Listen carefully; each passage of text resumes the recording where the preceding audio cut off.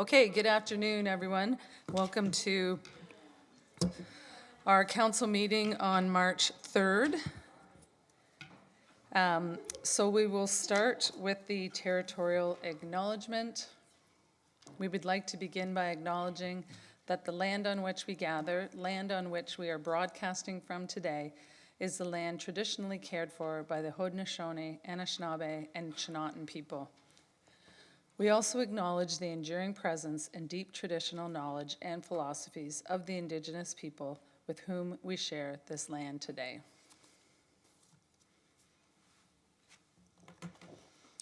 And for a moment of reflection, at the beginning of this council meeting, we pause to think about the needs of our community. May we show wisdom and compassion in all our decisions. Council, does anyone have a disclosure of pecuniary interest? Seeing none, need someone to approve the minutes, moved by Councillor Wright, seconded by Councillor Bodley. All in favor? That is carried. There's a couple of items in the consent motion, moved by Councillor Bodley, seconded by Councillor Rowe. All in favor? That is carried. Thank you very much. So we will move on to staff reports, and the first report is the Wood Lily Park concept design, and we'll welcome Emily Brown. Thank you, Emily.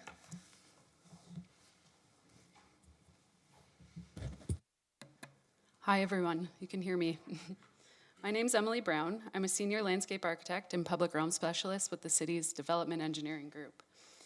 Today I'll give you a quick overview of the background, design process, concept design, and next steps for Wood Lily Park, which was formerly known as the West Side Natural Amphitheatre. So the West Side Natural Amphitheatre Study and Master Plan was approved by Council in 2002. The 2002 Master Plan is shown on the screens around the room.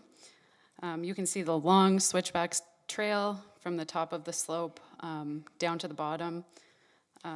The steep slopes were envisioned as passive seating for small performances and events that could be held on a rock platform at the bottom of this large hill. There was a 20-space parking lot proposed just off Sundew Drive, the future extension. This space altogether was known as the West Side Natural Amphitheatre. So as you can imagine, 23 whole years ago, since 2002, the site's changed a lot. This image here on the screen shows an example of this. So this is from the bottom of the hill looking up, and the forest edge really has just creeped up the hill and taken over a lot of the hillside. Construction of an amphitheater, like the 2002 plan showed, would encroach into the forested hills ESPA. There would also be significant safety concerns, accessibility concerns, and maintenance, kind of tricky maintenance with the trail, steep slopes, and lack of natural surveillance in the area down here. Looking at the site today, it's clear a new design is needed to respond to the current site conditions and really the city's strategic objectives as well. So design process. Following the standard new subdivision park design process, the developer, consultant, and city staff collaborated to prepare 3 concepts for this space. So city staff gathered input from different departments. We've got various departments: planning, engineering, transportation, parks. Consideration was given to the original 2002 master plan as well, but with certain design parameters put in place to ensure public access and safety and what's best for the Forested Hills ESPA. So 3 concepts were shared for feedback from the neighborhood at a public information center. That was in October 2024. Concept 3, which is shown on the screen, was the fan favorite, preferred by residents with a few minor alterations. So at that time, Wood Lily Park was also selected as the new park name. Wood Lily Park concept design. So this feedback, like I said, was used. Mainly concept 3 was taken and changed a few key ways. So you can see the features on the screen. There's on-street parking, a trailhead, kiosk, and lookout area, a small covered seating and gathering space, a 3-meter wide accessible asphalt trail that will connect from Autumn Willow Park in the west to the future trail behind new residential lots to the east, kind of closing off that loop of this area. There's a small active recreation hub, including fitness equipment and a full-size tennis court. There's some standard park features like benches and park signage that'll be near the road, and tree planting and restoration along the trail and throughout the park, kind of helping to enhance that forest edge. So overall, the newly designed Wood Lily Park will be an asset to the community and to the environment, which is important here. It will complete one of the last planned stages of development in the area in an environmentally responsible way that will provide access and a fun place for people to meet, play, explore. Last slide here. So next steps for this, maybe I'll describe the image first. So the image on the screen shows the context of the park. It's the park block in relation to existing adjacent homes, their future residential lots, and the extension of Sundew Drive. You'll note Wood Lily Park is really close by, which was the inspiration for that name. So if council approves the Wood Lily Park preferred concept today, then the project team will go into detailed design and tender the work for construction moving into 2025 and 2026. So I'll answer any questions that you might have. Thank you. Thank you very much, Emily. That's fantastic. So we'll look to council if there are some questions. Councillor Wright. Thank you. Through you, Mayor. I just have two questions. One is, you mentioned ESPA, that's environmentally sensitive protected area? Through you, Chair. Yeah, policy area, but you're right, environmentally sensitive policy area. Okay, and so that wood lot that we see on the current picture that is up there is a protected wood lot?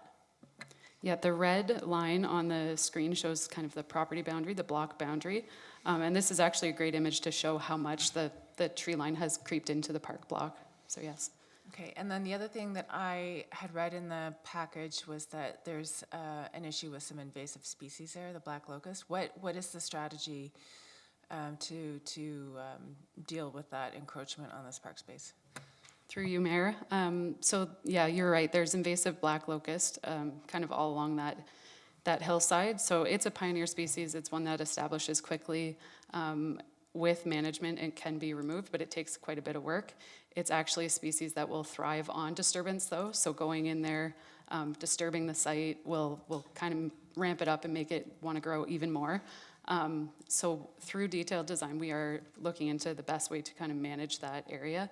And that'll be something that we'll have to get, parks on board with and kind of come up with an overall strategy. But I guess the key thing that when I see black locust, it's you want to stay away from it unless you have to. And then if you do disturb it, you really want to make sure that over years you're managing it and getting rid of it the best you can. Go ahead. And is that is the black locust a feature all along the border areas of this protected woods? Yeah, through you, Mayor. It's probably hard to see on the screen here, but you can tell a little bit of a different color with the canopy. So it is really just kind of in that hillside, like just inside the park block. So it's not a species that will go in and kind of take over the forest. It will get shaded out eventually, so that has it going for it. But yeah, that's why we want to not disturb it in this area and kind of enhance it with native plantings and do the best we can to keep it at bay. Okay, that's really great detail. Thanks for that. Thanks very much, Councillor. Other questions by council? I was going to ask about the black locust, so thanks, Councillor Wright. Just wondered, in terms of waste management in around this park, is it are there plans to put in a mullock or one of the Sutera for dog waste, or how is that going to be managed? Through you to you. Yeah, waste management is something we'll work with parks on in the detailed design. We had it as a standard for all new parks, but there have been issues with it being used for household waste, things like that. So that'll be something we'll talk about with parks. Okay. I would say it's kind of like a bit of a trailhead feature, this park, right? It'll connect into the woods and lots of trails around. So we'll look at what waste receptacles are in the area too when making those decisions. Okay, sorry, you said you had referred to it. What were you meaning, it, the Sutera? Or, Oh, sorry, just waste in general. Oh, So just- like, okay. yeah, garbage cans, Molochs, the Sutera ones I don't think are causing issues because they're smaller, right? You can't dump a whole bag of household garbage in them, so. right, Yeah. okay, and they generate a little bit of energy.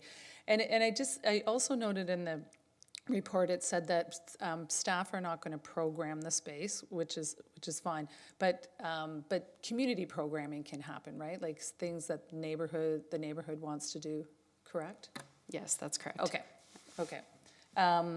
Okay, thank you very much. Councillor Bodley, did you have any comments or questions, as this is in your ward?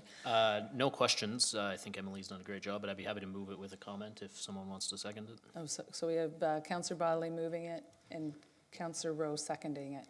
Go ahead. Okay, thank you. Yeah, I would just, I mean, this is at the edge of town, and unless you have a reason to go out there, you probably have never been out there, so I would encourage my council colleagues to go check this out. We're making the best of a situation. I don't think it's necessarily a bad situation, but I don't think the picture that Emily had shared there of what the site looks like today really even does it justice unless you go out there and take a look at how overgrown the site has become. And while the Natural Amphitheater vision back in 2002 maybe made a lot of sense back then and might have worked out if things had gone differently here, I think what we have is a really wonderful park. I know, aside from the PIC that we hosted, that there was a lot of community input directly with myself on this park. I appreciate staff being flexible in originally looking at pickleball courts and sort of pivoting to tennis courts because that's what the community has asked for.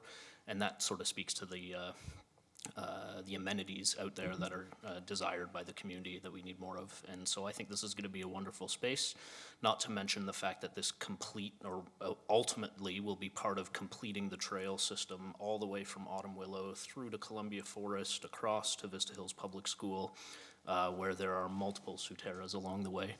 I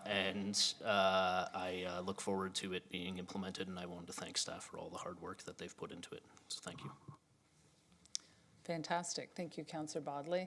So seeing no other comments or questions, just again echoing Councillor Bodley, I'd like to thank staff for their work on this, and it is good to see this moving forward, and I'm sure when it's completed, it's going to get a lot of use by the community. So thank you very much.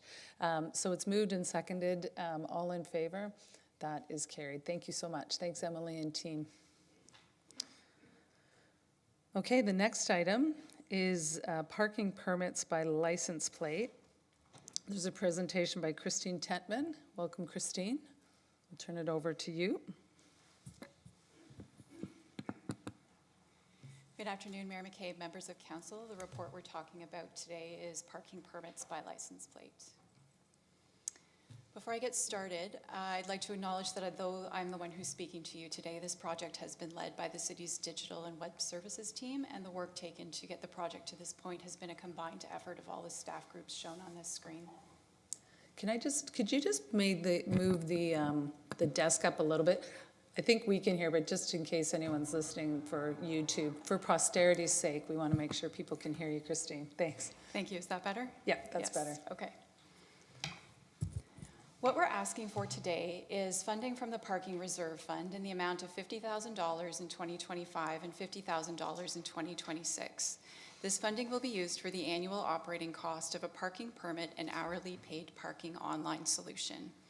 2 years of funding will allow us a 2-year implementation and discovery phase to confirm the benefits to our customer and to quantify any efficiencies gained. Staff would return to council as part of the 2027 budget process to request ongoing funding for the solution. Why change what we do today? The current permit parking system is managed by issuing physical permit tags to our customers that they need to display in their vehicles when they're parked in a city lot. This requires many touch points for the customer in order to set up the parking permit. For example, if a member of public would like to buy a permit, they need to contact the city by phone or email, make the necessary arrangements, and then make a physical trip to a city facility in order to pick up the tag and make payment. In some cases, customers also need to make a return trip to the city in order to cancel the permit. This isn't always easy or convenient for our customers. On the municipal enforcement side, we look at why would we want to change what we do today. Under the current system, parking enforcement officers are managing parking using different methods depending on the type of parking that they are enforcing. If they're enforcing permit parking, they're looking in the vehicle for the permit tag, making sure it's valid for the correct location and the correct time frame. If they're enforcing hourly parking, they're visiting the site, chalking tires, and then returning to that site at a later time to see if the vehicle is still parked. If the vehicle is still located in the lot at that time, they're checking the mobile app to see if the vehicle has purchased additional parking time. If customers are paying for parking in a location where there's a pay station, officers are then looking also at the dashboard of that vehicle for a valid pay and display receipt. This process can be time-consuming and cumbersome. Changing what we do today also aligns with the city's strategic plan. We're looking for an opportunity for customers to have the ability to purchase parking permit outside of regular business hours, and we're looking for innovative solutions to increase our parking enforcement efficiencies. How would we make this change? We would replace the manual process with an app that would allow customers to apply for, renew, and manage their parking permits online. The parking permit purchased would be tied to the vehicle's license plate, and we would integrate license plate readers with enforcement officers' mobile devices. Issuing parking permits touches several different divisions in the city. The reduced touch points with the customer would allow each of these divisions to realize efficiencies in their own areas. In economic development, those efficiencies would be seen in the issuing of off-street parking permits. Transportation services would realize efficiencies in issuing temporary on-street parking permits, and facilities in their management of the city center lot. Revenue services would see a reduction in counter visits and a reduction in the number of parking invoices issued, and municipal enforcement would see increases in parking enforcement efficiency. The revenue impact of a new solution is difficult to determine at this time. It's expected that increased enforcement efficiencies would result in increased compliance, which would increase parking permit revenue. We may see a period of increased parking enforcement revenue until we reach that point of compliance. A solution with greater flexibility would allow the city to offer some different types of parking permits. We're seeing some changes in parking needs with the ability that people now have to work remotely. When people work remotely, they can visit family or friends over the summer months or during the various holidays for longer periods of time because they can still work. A solution with greater flexibility would allow us to offer parking permits for those different timeframes in order to meet those different parking needs. It also has the potential to increase our parking revenue. That same flexibility would allow the city to open up day parking permits in our open monthly parking permit supply in order to help support special events in the uptown. This would be a huge benefit to businesses wanting to order special events. It has the potential to increase our parking revenue again, and it also allows us to use our parking assets a little bit more efficiently. A 2-year implementation and discovery phase would allow us to quantify those opportunities. It isn't the intention that parking would bear the sole cost of the online solution going forward. There are several different divisions across the city that would use the solution, and each would realize efficiencies in their own area. The funding requests that would come forward as part of the 2027 budget process would reflect operating funding from each of those divisions. The driving force behind this project is to improve our customers' experience and give them the ability to manage their parking permit at a time that's convenient for them and eliminate their need to visit a city facility. A solution that offers those benefits would also allow the city to realize administrative efficiencies and parking enforcement efficiencies. The city is committed to protecting the privacy and security of personal information. As a condition of the contract award, the proponent would be required to cooperate with the city in completing a privacy impact assessment of the solution. And I'm here to answer questions you might have. Thank you very much, Christine, for that presentation and for the report. Council, are there questions of staff on this? Councillor Wright. I just have one question, thanks. So I have a ton of apps on my phone for every city that has its own version of some sort of parking system. I'm just wondering if there's anything notable that you and the rest of the staff team learned from where this has been implemented in other jurisdictions. Is there anything that, we should be mindful of? There's nothing that flags, there's nothing that comes to mind real quickly when you mentioned that. These solutions are the type of things that we talk about at our parking conferences. And I had the opportunity to join the parking conference at Halifax last fall. One of the proponents with this type of solution gave a presentation. There was lots of discussion, and nothing was flagged as kind of there were no red flags, I guess, so to speak.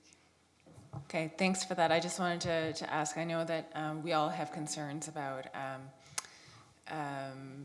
different kinds of online fraud and security issues, so that will obviously be, an important thing to make sure that that system is really well protected. That's all. Thank you, Councillor Wright. Councillor Hanmer. Thank you, Mayor, through you. My first name is easier to say. Thank you very much for the report. I'm just curious, whenever I think of pilot projects, I think of a shorter time period, and this is a 2-year pilot.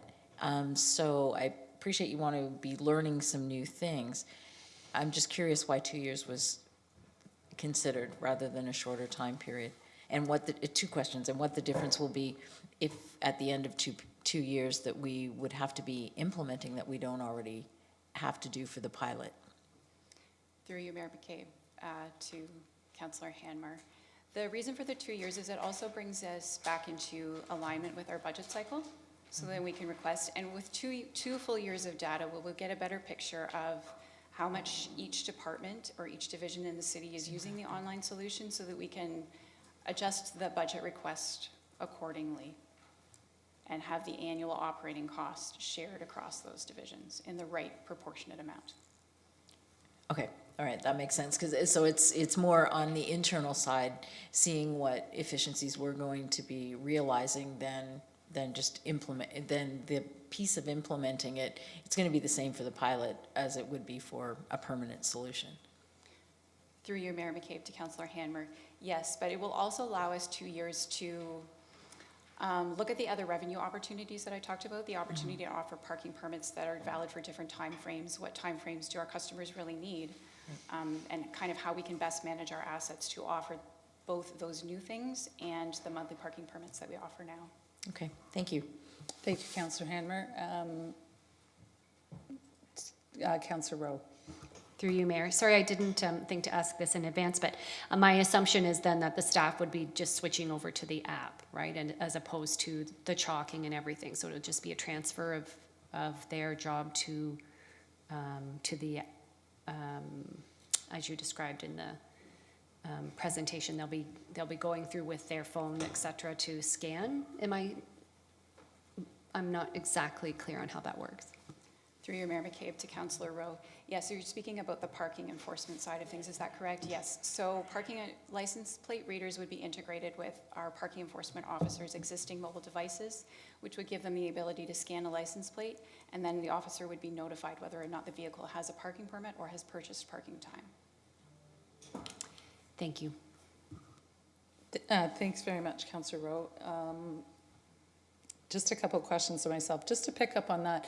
Like, would staff actually have to go out, or is it just like there's like a dashboard almost that would show to staff remotely, like which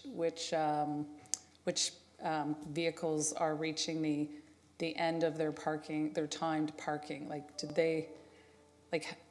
they actually have to go and like physically walk by the vehicles, or will they be able to just see it from a, like, will the platform let someone sit at a desk and observe what's happening?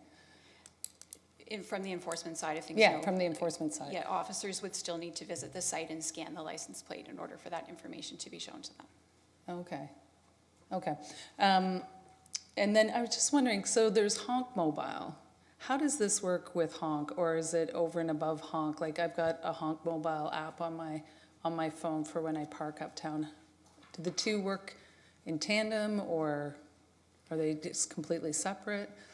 So the solution that city staff have put out a negotiated request for proposal for is a solution that offers a permit parking option, as well as an hourly paid parking option, similar to what how the city uses Honk Mobile now.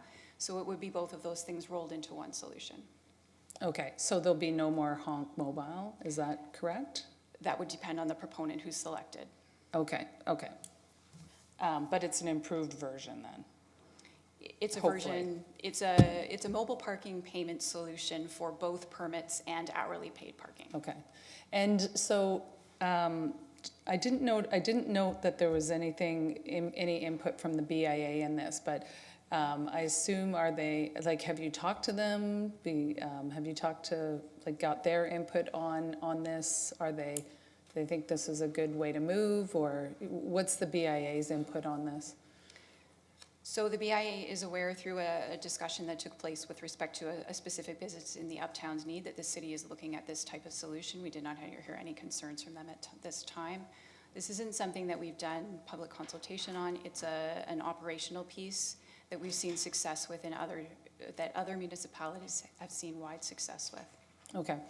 And I'm just curious, because some of our parking lots have very few, like, at different times of day, like, there's very few vehicles actually parked in them. I'm thinking more north of Caroline.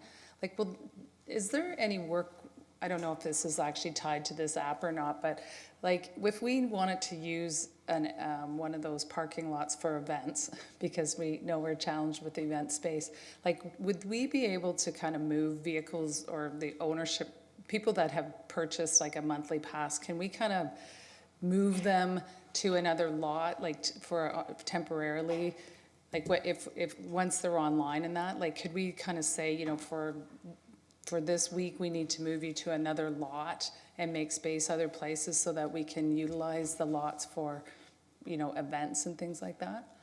So some of the different solutions that the city has looked at do have a means to push notifications to our users. So we could push notifications about a lot closure for construction, line painting, any kind of maintenance, or a special event.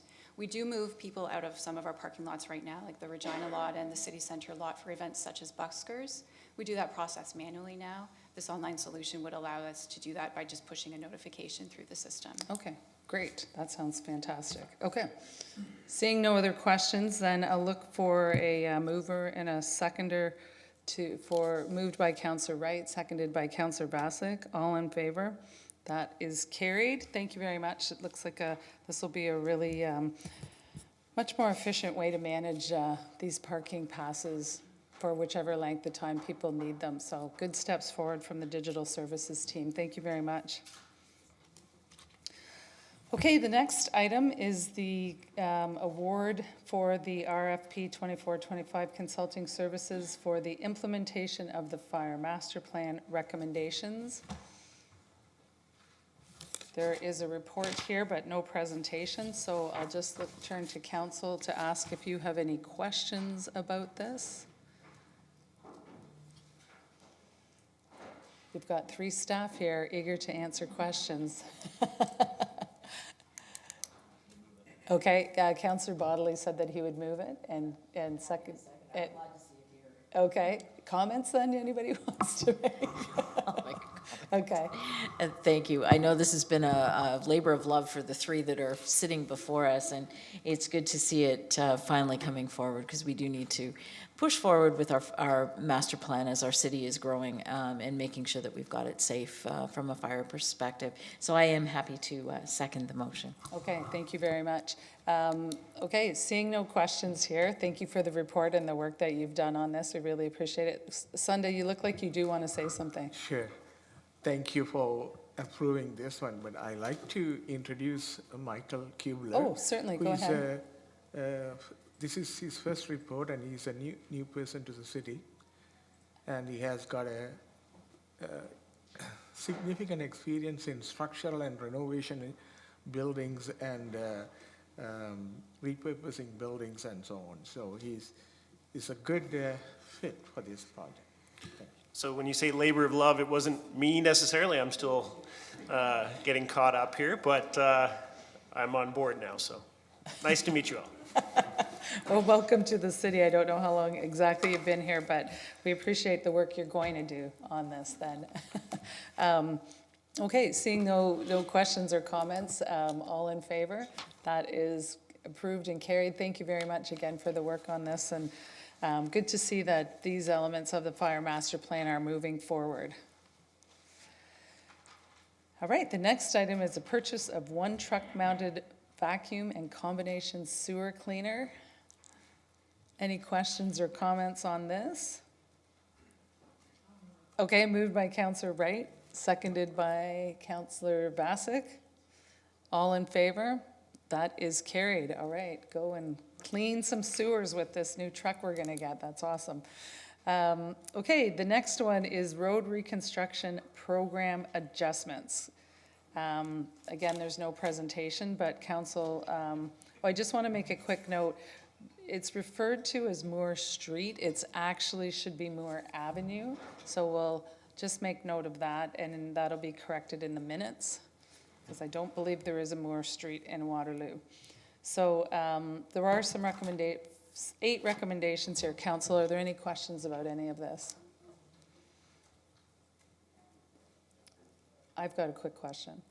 I'm just curious, Olivia, let you get to the.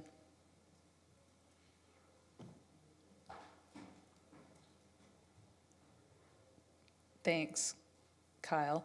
I'm just curious how much we're saving or leveraging by partnering with the city of Kitchener for this road reconstruction. Certainly, to yourself. City of Kitchener is going to be working with us on a cost-sharing agreement as we progress through the design and understand more fully what the various costs are for the project. They are, through preliminary talks, like they're going to be paying for anything put in that is for their purpose solely, as well as, for example, paying a portion of the cost of the road. It's our road, they have nothing to do with it, but because we are putting in infrastructure on their behalf, and we weren't necessarily ready to dig up this road and put it in, they're going to pay a proportionate amount of that work. So it's all, we're breaking it down almost on a per item basis and making sure that at every opportunity it is fair and reasonable between the both of us. Okay, so you don't sort of have a goal, like it's saving us 20% or 30% or? No, because in some cases, like I said, like the road is, a portion of the road is being reconstructed almost prematurely, you could say. Like the asphalt in some areas is in okay condition. So it's more like a cost recovery of loss of lifespan of infrastructure that we already have in place, more than it is saving on replacing our aged infrastructure, if that makes sense. Okay. I'm just because just curious then, like, you know, if there's other projects like that, because leveraging, you know, where we border the city of Kitchener and finding out like places where we can leverage that so we can save some money always seems to make sense. But thank you. And just my other question was about Amos Avenue then, because I mean, obviously it was identified for a reason, and 7.2 million is, you know, it's not an insubstantial cost. So I was just wondering, like, when you think it might come back for work? Yeah, at this time, sorry. I'm just wondering where it might come back in the schedule. Yeah, so looking at it, one of the major drivers for that road was the road surface itself. So keeping that in mind, we do also have our annual road resurfacing contract that we administer and focus solely on the roadway rehabs. So along with every other sort of segment of road, it'll kind of go back into the pile and get prioritized based on the condition of each of the various assets. So at this time, I don't have an estimate on when it would go in, because there's 2,000 some odd segments of roads kind of to prioritize with it.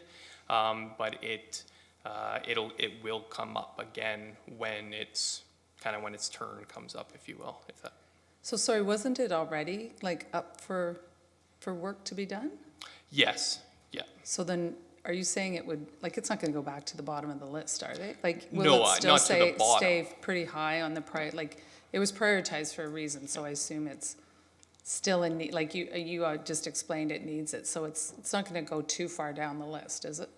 So it's a bit of a complex system that we use to prioritize it, but more like it's going to be reassessed at every opportunity when we're looking to select projects. So we have, 10 years worth in the queue right now. This project, the road, like I said, the road was one of the major drivers of it. So when we're looking at full depth road reconstruction projects, we're trying to maximize our effectiveness and make sure we're replacing the sanitary, the water, the storm, the road that are all in poor condition. So with that sort of prioritization methodology, as we've refined that over the years, in recent years specifically, it will get reassessed in coming budget cycles. So I don't know right now where it's going to fall. It's not to the bottom, but whether it's gonna come up in 3 years or 15 years, that I don't have an answer to at this time. Okay, I just don't know what the community expectations were about it, and just wondering, I mean, if it was up for work getting done and now it's being bumped down, obviously that might just be disappointing for the community. It makes a lot of sense for us from our, prioritization and leveraging, as it was explained, leveraging some of the City of Kitchener dollars for this, but just hope it doesn't get bumped too far down the line, I guess I would say. So anyway, that's all the questions that I had about it, but, Councillor Rowe. Through you, Chair. I just wanted to clarify from my own understanding. So Amos was surface, is that correct? And then you've moved over, I know, to Shakespeare and Shakespeare Place because they require full at this time. So Amos, in the future, will it just be surface? I mean, just wanted to clarify, or is that going to be infrastructure as well? Based on having reviewed the various condition ratings of all the infrastructure involved, my understanding would be that the next time Amos Avenue comes up for any work, it will be a road resurfacing project. Then some other time far in the future, or whenever it comes up, then it would also be looked at for a full depth reconstruction. But my guess is the first time it comes up will be a resurfacing project. Okay, that was my understanding, so I just wanted to make sure I had that right. And then Shakespeare and Shakespeare Place at this time is the full depth. Yeah, that's Okay. correct. Yeah, thank you. Okay, thanks very much, Kyle. Councillor Wright? Thank you, through you, Mayor. I just have a question about Moore Avenue. So the rest of Moore Avenue from Waterloo over to Erb was reconstructed last year. So I'm curious, was this section awaiting the finish of construction at Spurline Commons, or was there some other holdup why this section would not have been completed all the way to the Kitchener line? Through you, Mayor. So the Moore Street project that just finished was from Erb to John. It didn't go to the tracks. So there is a section from John to the tracks that is yet to be reconstructed. And then there was a small section done as part of the Waterloo Street project to redirect some storm sewer there as well. So, I mean, as I'm sure you're aware, that area is aged. There's a lot of work to be done, and there's a lot of work to come as well. So this section is just another one that it's up there in the list, and it wasn't currently, didn't currently make the cut, if you will. But now with the drive from Kitchener to help, leverage some of their funding, as well as just cooperatively working together to achieve some mutual goals. So this seemed like a better fit for the timing. Okay, and just as a follow-up to that, will that road reconstruction project also include sidewalks along the cemetery? Because from my recollection, it stops. Like the sidewalk goes along the Spurline Commons and then stops at the cemetery. Yeah, through you, Mayor. So if I remember correctly as well, right, the sidewalk goes to the Waterloo border, which is where the Spurline Commons and the cemetery meet, right? So that would basically be up to the City of Kitchener's side, unfortunately. Like it's not, that piece isn't a part of the full reconstruction project, because this would go from just past the border to where there's a small structure, which is a pump station. So the work would go to about that limit and then head to Waterloo. So certainly on the Waterloo side, we would reconstruct it to match the sidewalk policy, which my understanding would be 2 sidewalks there, which is what's there now. But on the Kitchener side, unfortunately, that would be up to Kitchener and when they would reconstruct Moore. Okay, thanks for that clarification. That'll help with communication more broadly to the neighborhood. Yeah. Okay, seeing no other questions, is there a mover and a seconder? Moved by Councillor Rowe, seconded by Councillor Wright. Okay, all in favor? That is carried, thank you. Thanks, Kyle. Okay, the next is the Beaver Creek Road and Conservation Drive reconstruction, a partial funding release. Francis Reyes and, I don't see Brad Witzel, but, oh, Michael Puglise is here if we have any questions. Are there some questions, council? Yeah, Councillor Rowe. Thank you, through you, Chair. I'm actually just wondering, hi Francis, if you could speak to the, oh my goodness, I didn't write my question down correctly. About the heritage impact study, and if there's anything that showed up through the Beaver Creek. It went to the Municipal Heritage Committee, so I just wanted just a little bit of information on that. Through you, Chair, to Councillor Rowe. I'm going to have to defer that question to Caroline here. She's back there. Welcome, Caroline. Hi, through you, Mayor. Yes, we completed the heritage study, and there were some. They actually flagged some heritage in the EA that was done 10 years ago. So the more detailed study was completed. It was recently signed off from our heritage group, and there were some mitigation measures that we'll have to do during construction with monitoring for vibrations and that kind of stuff. Yeah. Great, thank you. Okay, thank you very much. Councillor Bodley. Thank you, through Mayor McCabe. Happy to move it in a moment with a brief comment, but just a quick question ahead of time, Caroline, since you're up here.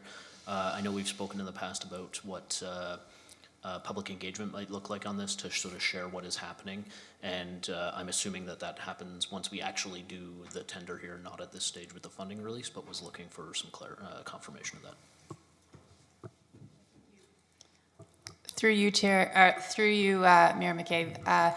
Thank you for the question. And yes, once we get the tender out, then I think we'll kind of attack the communications plan. We did talk before about it, sort of a unique project, and we were hesitant to do early communications, knowing all the unknowns surrounding it. So we just want that assurity that we're going to be going ahead with the construction. So. Yeah, once we get the tender out, then we'll start coming up with a plan. Yep, thank you. Happy to review it with you as well. Yep. Did you have a follow-up? No, okay, Councillor Rowe. Sorry, if I can loop back again, I forgot to ask about archaeological study as well. So if you could speak to that a little bit, and then I believe Brian Hill was involved from the city.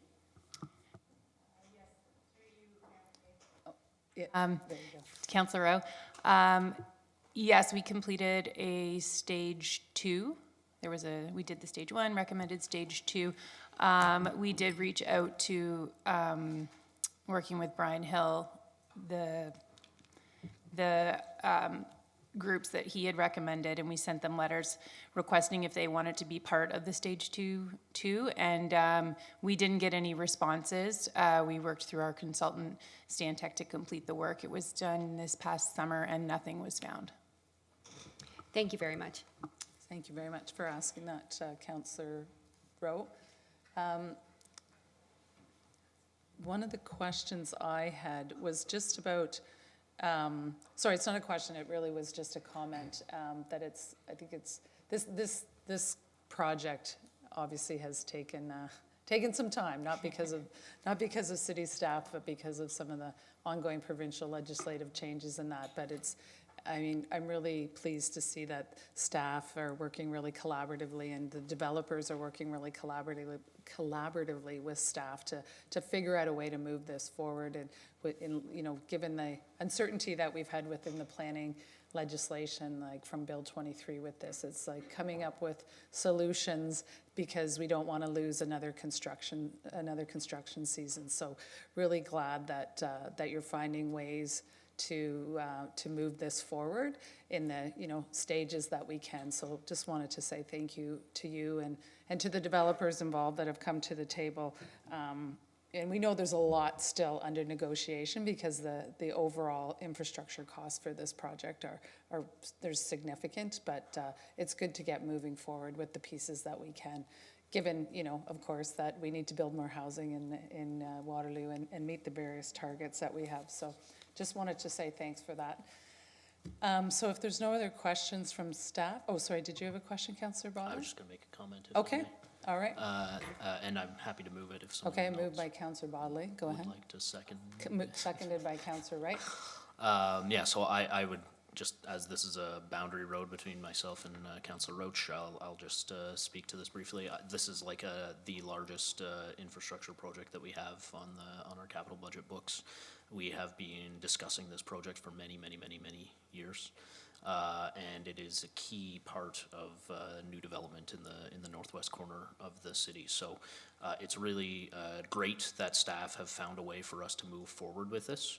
I would be remiss to not highlight that after all of this time, we are looking at a significant amount of development charge debt to pay for this. We do not have development charge reserve with massive amounts of unspent money in it. We are going into development charge debt in part because of Bill 23 in order to pay for this exceptionally needed infrastructure project in the city of Waterloo.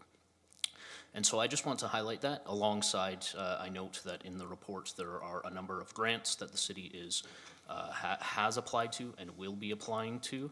And in particular, given some of those legislative changes from the province, I hope that the outcomes of those grants that we have applied to are positive, because we really need the province to also step up here. If we're going to build more housing in our community, we need to find ways to pay for it if the way to pay for it is not fully through development charges. So I just wanted to highlight that while we're here, but I am happy that this is moving forward and that the infrastructure is going to happen. So thank you to staff for that. Thank you, Councillor Bodley. Seeing no other comments or questions, it's been moved and seconded. No, we need a seconder, sorry. Oh, you did, okay, seconded by Councillor Wright. Okay, all in favor? That is carried. All right, let's get this 2025 construction season going and get started on that project. Okay, so at this point, council will recess and we will reconvene at 6:30 this evening for the remainder of our agenda. Thanks, everyone.